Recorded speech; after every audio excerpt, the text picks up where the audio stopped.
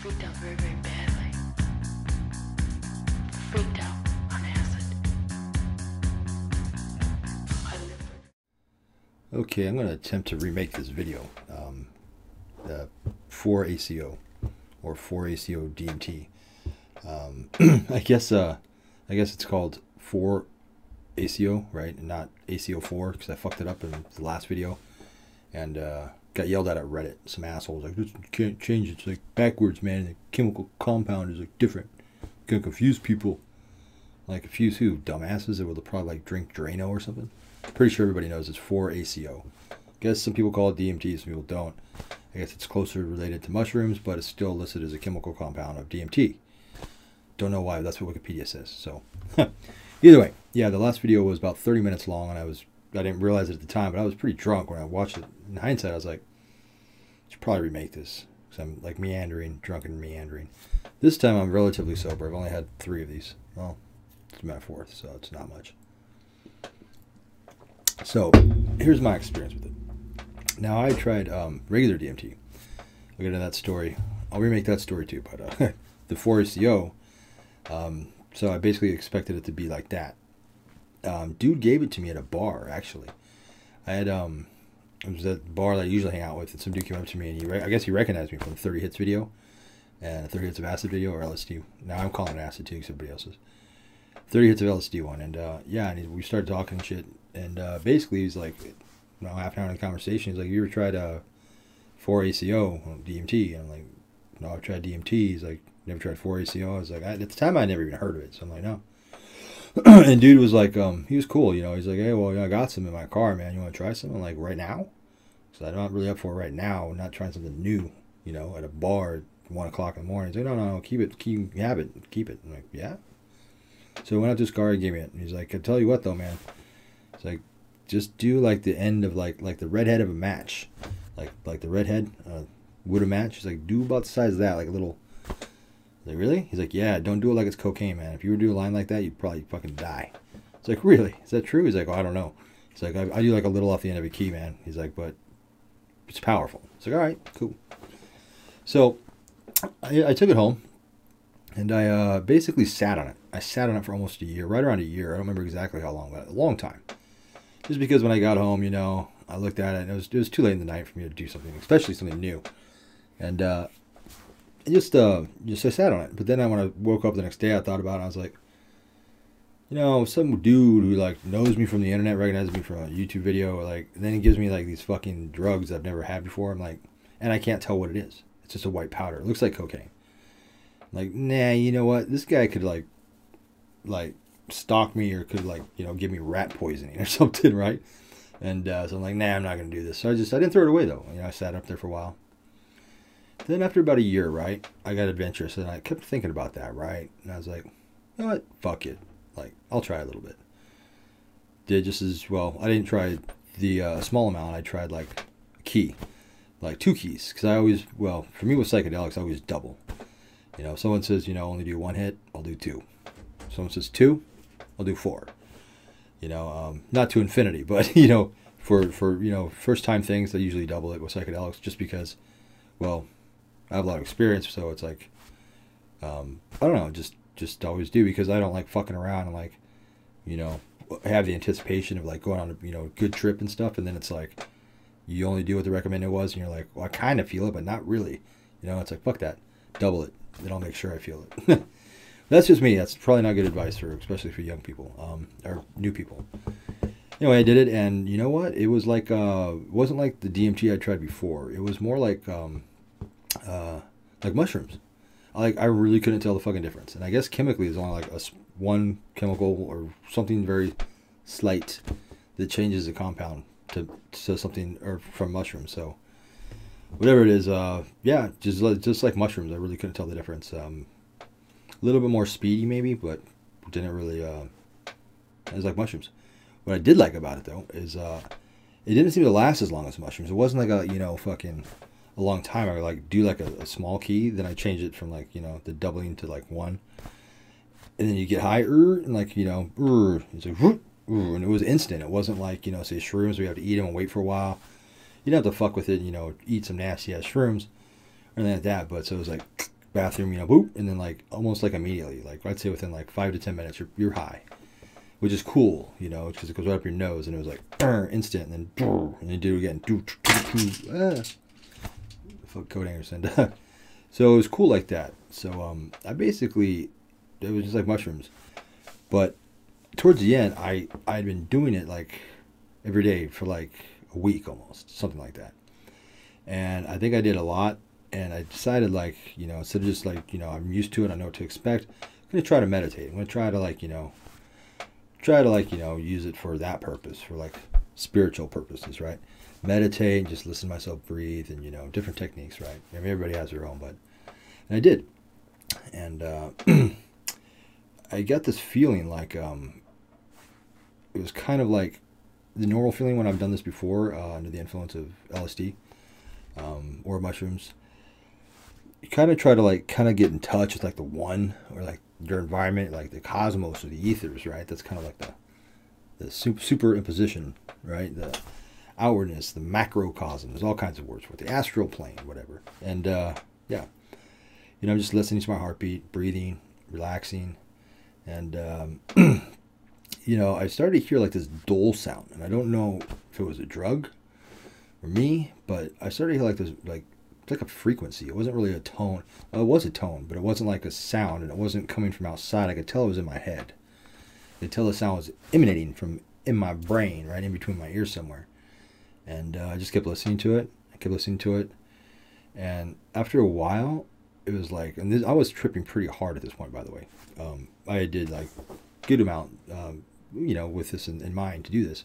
Oh, and I also enclosed myself kind of like this room. But I had all the lights off. I had no music, nothing, right? It was as silent as could possibly be, right? Silent as could be, living inside somewhere with, whatever. But so it was kind of like a decompression chamber, as best as I could make one. And so I'm listening to this tone after a while, and it got to the point where I noticed that my heart, instead of being slower, and breathing less and less, it got kind of more excited. Almost like it was kind of giving me an anxiety attack. And the harder I listened to this tone, this frequency, it was almost like alarms were going off at me, like stop, don't do it, stop.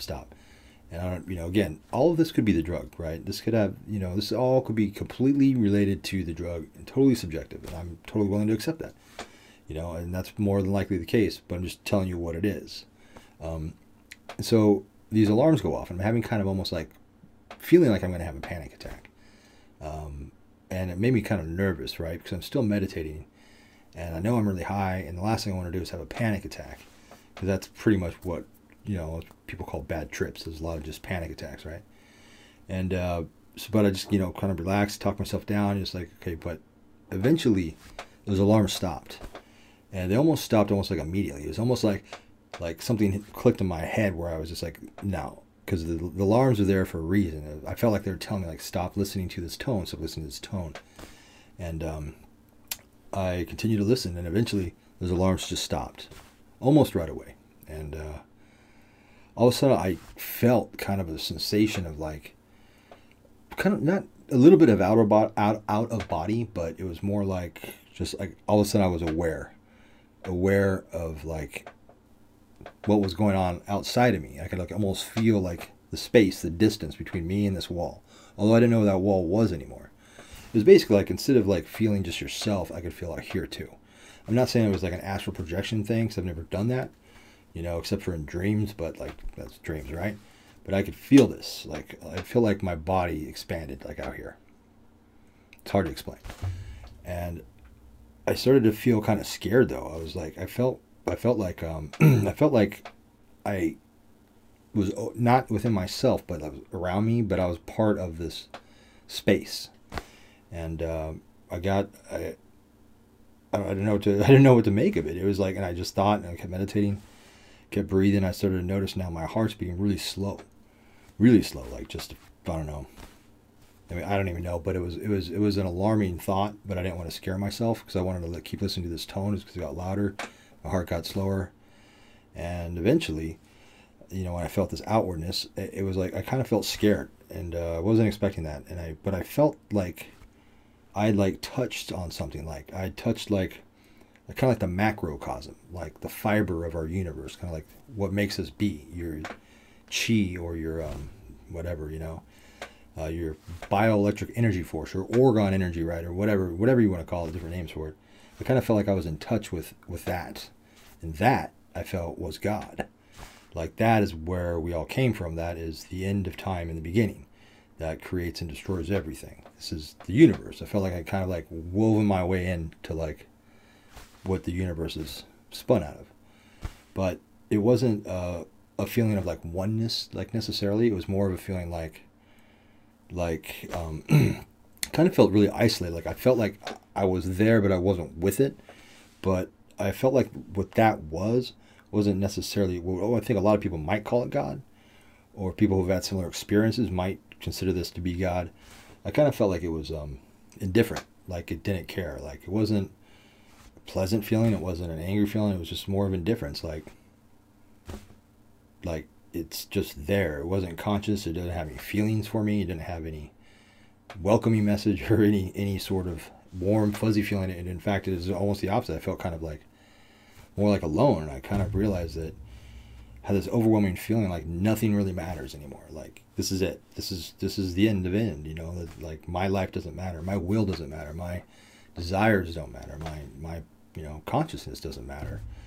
And also, my people that I love, people that things that I like. None of this matters anymore. It's all meaningless.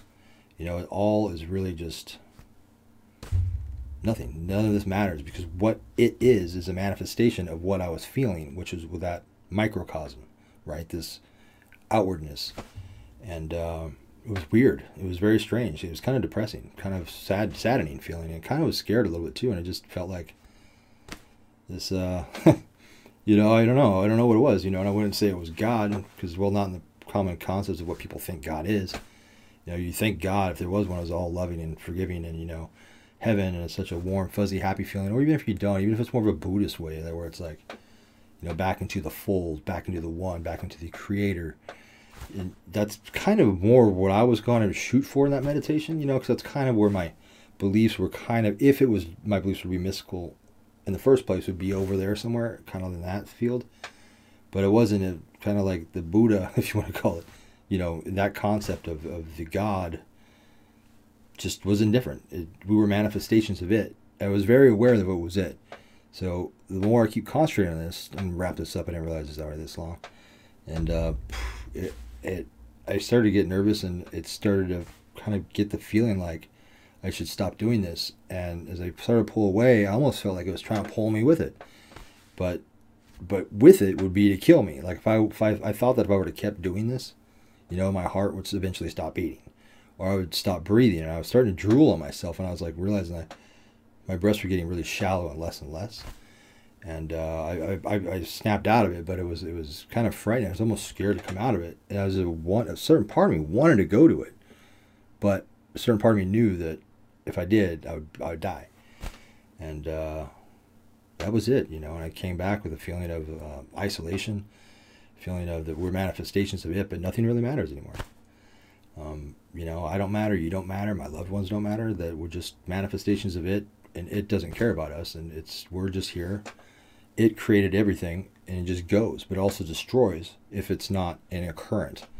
If something opposes its will, but everything is it to begin with. So it's like just an outward momentum, and if there's anything that's breaking all my obstacles, if there's anything in its way, it just creates and destroys and continues. So we're like just manifestations of that. I guess that's it. I could keep babbling about it, but if I'm talking in circles, which I know I am, it's because I can't really explain it. I'm talking about concepts that I'm having a hard time grasping on a philosophical level myself.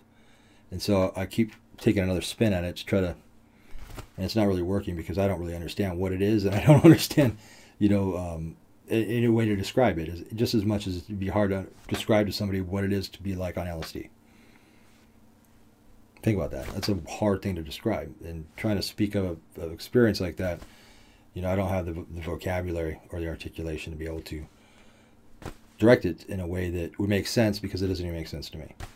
But that was my experience on the 4-ACO, which was a lot different than my experience on the regular DMT, which I really haven't tried the regular DMT very, very much, and I need to try that again because, yeah, but that's it. I mean, you know, I'm not, hopefully, who knows what was the drug and who doesn't, but I did like the drug, you know, I did like the drug. The times that I didn't do that meditation thing, it felt like just like shrooms, and I like the fact that it was fast, I like the fact that it was easy to dose myself. So, yeah, that's it. Thanks for watching.